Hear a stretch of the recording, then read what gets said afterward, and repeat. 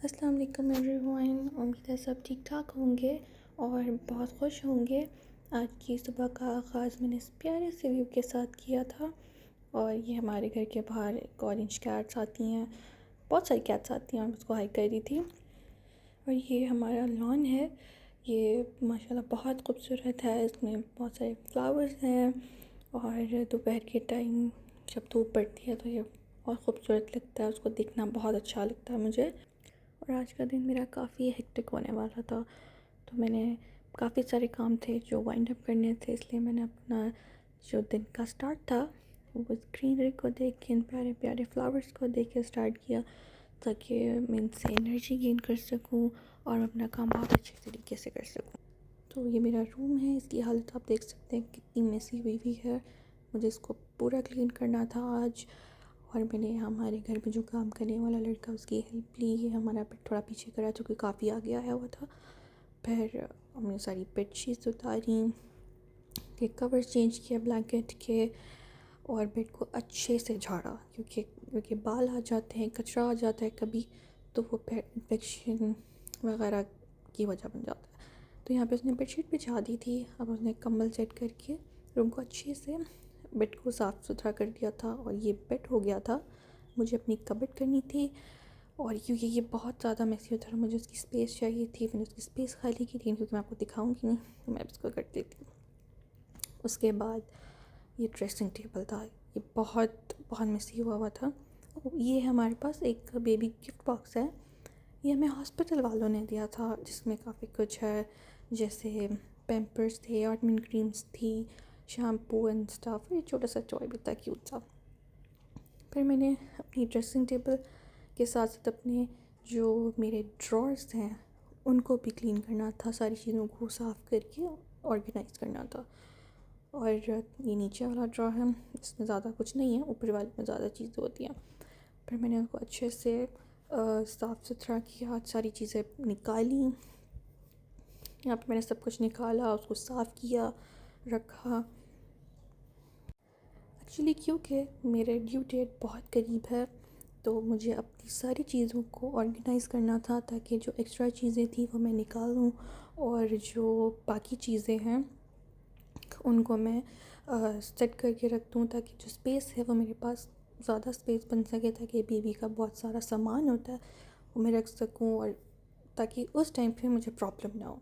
तो यहाँ पे मैंने सारा कचरा वगैरह साफ़ कर दिया था, और फिर मैंने सारी चीज़ों को क्योंकि इसमें बाल आ जाते हैं, कचरा आ जाता है, तो वो भी ठीक नहीं होता। फिर यहाँ पे मैंने हर चीज़ को निकाला, साफ़ किया। अब आपको मैं अपने बारे में कुछ बताती हूँ। I am 24 years old, happily married women and expecting my first baby. मेरी शादी को भी ज़्यादा टाइम नहीं हुआ, लेकिन मैंने सिर्फ अपना घर नहीं, अपना कंट्री भी बदला। शुरू में नई जगह पर, नए मुल्क में थोड़ा सा मुश्किल होता है एडजस्ट करने में, और आपको अपने घर वाले भी याद आते हैं, उनसे मिलने का दिल जाता है, लेकिन क्योंकि आप दूर होते हैं तो आप नहीं मिल पाते हैं उनसे। तो सिचुएशन में मैं कभी कभी डिसहार्ट हो जाती थी, मुझे रोना आता था, लेकिन क्योंकि अल्हम्दुलिल्लाह मुझे बहुत अच्छी फैमिली मिली। मेरे father in law, mother in law, मेरे देवर, मेरे हस्बैंड, मेरी नंद, सब ने मुझे बहुत हेल्प आउट किया यहाँ पे एडजस्ट होने में, चीज़ों को समझने में, और अल्हम्दुलिल्लाह मैं बहुत जल्दी एडजस्ट हो गई। कभी कभी हम लोग हमारी मर्ज़ी की चीज़ चाह रहे होते हैं, लेकिन अल्लाह ताला ने हमें उससे बहुत बेहतर चीज़ें नवाजा होता है। हमें बस उसकी कदर करनी होती है, उसको एक्सेप्ट करना होता है, और फिर हमारे लिए चीज़ें बहुत आसान हो जाती हैं। हमें बस ये करना होता है कि हम अपने माँ बाप को छोड़ के एक दूसरे घर में अपने शौहर के माँ बाप के पास जा रहे होते हैं, तो उन्हें भी अपने माँ बाप जैसी इज़्ज़त देनी होती है, उसी तरह प्यार करना होता है। वो आपको एक्सेप्ट कर रहे होते हैं और आपने उन्हें एक्सेप्ट करना होता है। इस तरह आपकी लाइफ उनकी लाइफ बहुत आसान हो जाती है। तो यहाँ पर मैंने काफ़ी सारी चीज़ें और सेट कर दी थी। अब ये वाला जो ऑर्गेनाइजर था, मुझे नहीं समझ आ रहा था कि मैं इसमें क्या रखूँ, क्या निकालूँ। मैं इसके साथ थोड़ा सा स्ट्रगल कर रही थी, लेकिन खैर मैंने किसी न किसी तरह इसको फाइनली रख दिया था। जिससे आप देख सकते हैं कितना स्ट्रगल करती हूँ इसके साथ। फिर मेरा अपना ड्रॉर जो था उसको अच्छे से साफ़ कर लिया था, और ये मेरा ज्वेलरी बॉक्स है, इसमें मेरी सारी आर्टिफिशियल ज्वेलरी होती है, वो मैंने रखी। उसके बाद अपने मेकअप पैलेट्स, लिपस्टिक ऑर्गेनाइज़र, ये सब कुछ रखा। इनको जितना भी ठीक कर लो, हर कुछ दिनों बाद ये चीज़ें ख़राब हो जाती हैं।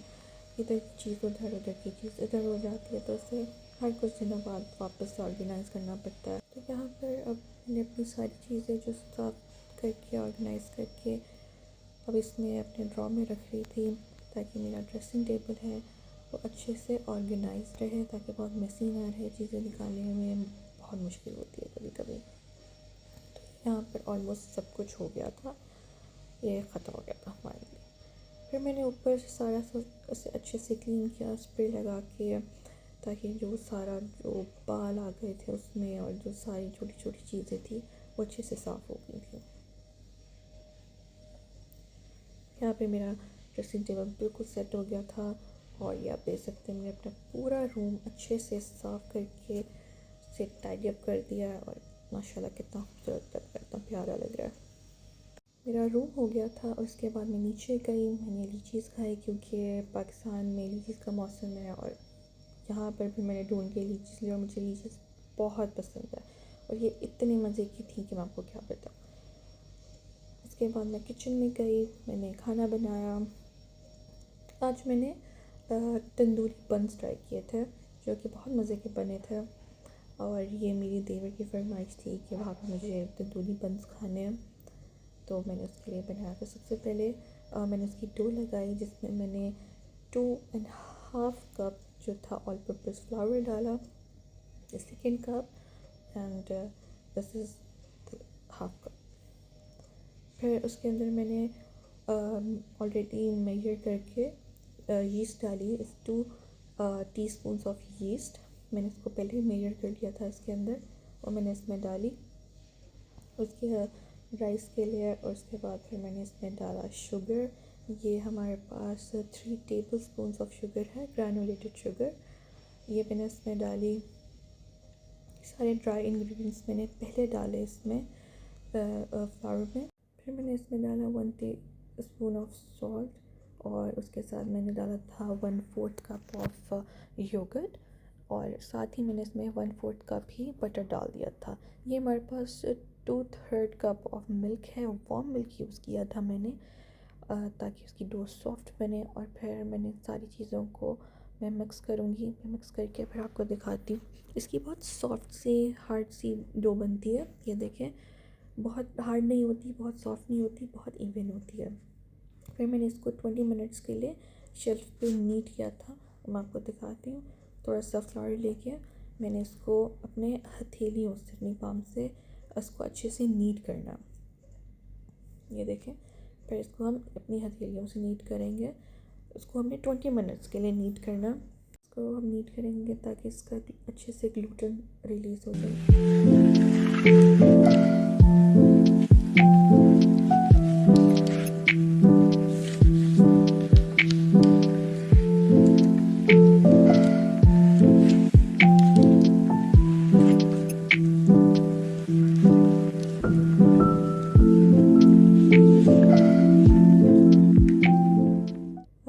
इस तरह की फॉर्म में आ जाएगा।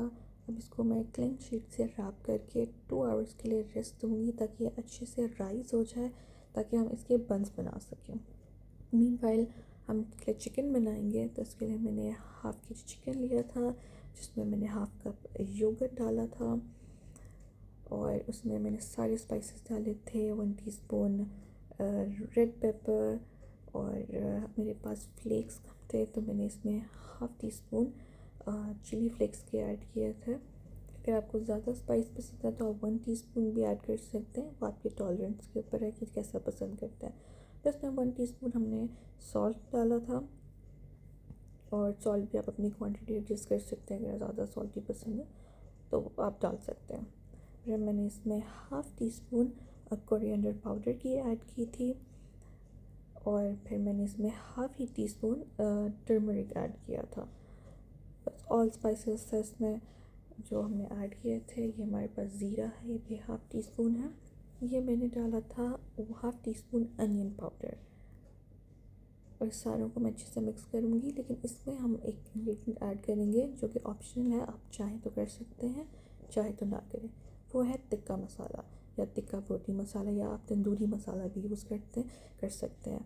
मैंने नेशनल का यूज़ किया था क्योंकि मेरे पास नेशनल का था, लेकिन आप शान का भी यूज़ कर सकते हैं, उसका फ्लेवर ज़्यादा बेटर आता है। तो ये मैंने 2 टेबल स्पून टिक्का बोटी नेशनल के इसमें ऐड किए। ये सारे थे ड्राई इंग्रेडिएंट्स। उसके बाद मैंने 1 टेबल स्पून अदरक लहसुन का पेस्ट डाला था, उसे अच्छे से मिक्स करके इसे कुक होने के लिए रख दिया था।